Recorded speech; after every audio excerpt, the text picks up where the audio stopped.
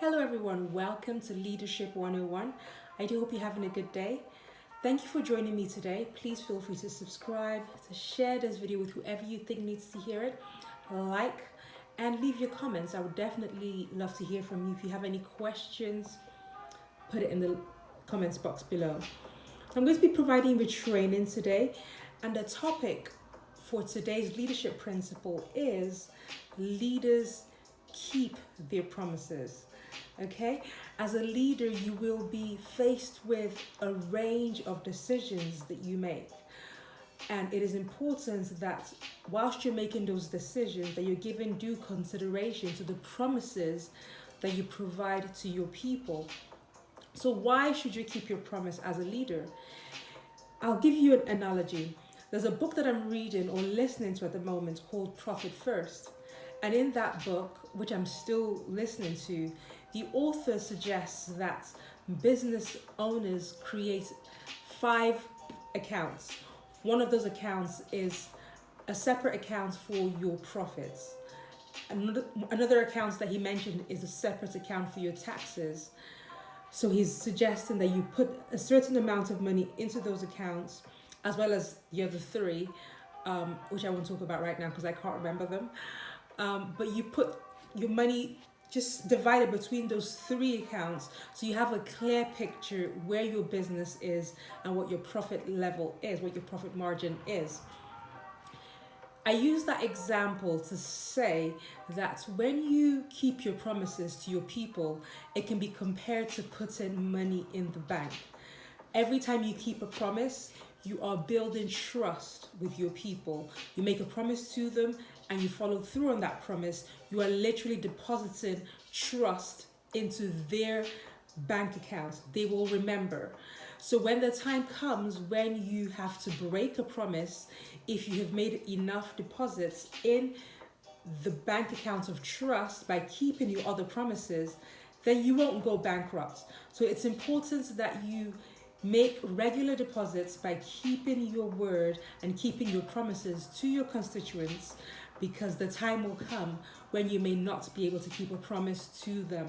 Okay, so that's why you need to keep your promises as a leader, not just because you've said the words, but because by doing so you are building trust with your constituents. So how now do you keep your promises? Because it can be quite tricky.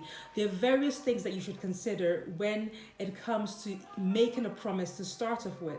Number 1, your priorities. What are your priorities in that given moment?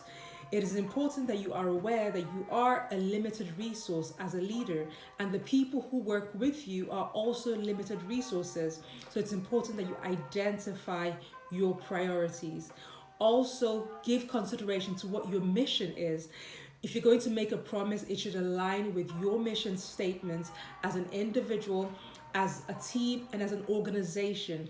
Look deeply into that and identify what your mission statement is so that you can make promises that align with that mission statement. Also, think about capacity.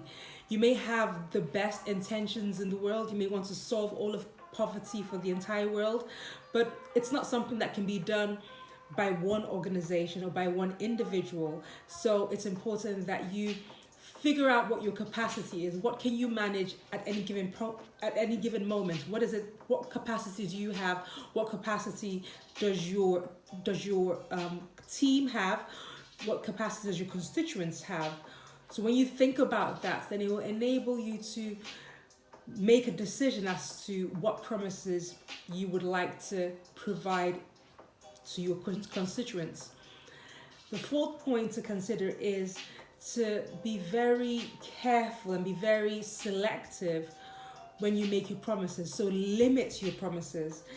It's better for you to promise less and to deliver more. So over deliver and promise less, rather than promising so many things and you find yourself in a place or in a position where you're unable to fulfill your promises. Because when that happens, it takes away trust from the deposits that you made with your constituents. However, when you promise less and you over deliver, it increases trust with your constituents because you've given them more than they were expecting in the first place. So it's a win-win situation. You are in a place of winning because you haven't overstretched yourself.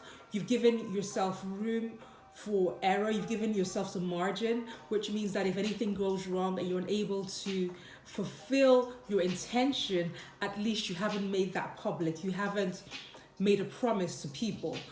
But if you are in a position whereby you're able to do something that you had in mind to do, because you haven't promised that to your people, they're not expecting it. By doing that, you're going over and above what they expected. So you do pay deposits into their trust bank accounts. So it's very important that you are selective when you make promises to people, because people can have very long memories, particularly in areas where you fail to deliver on something that you have promised. So just to summarize, ensure that you check out what your priorities are. Review your capacity as an organization, as a team. Find out what the mission is that you're trying to achieve, and limit your promises. Over deliver. Promise less and over deliver. These are my thoughts for you today. Please feel free to share this video with whoever you think needs to hear it. Until next time, from my heart to yours, do take it easy. Bye.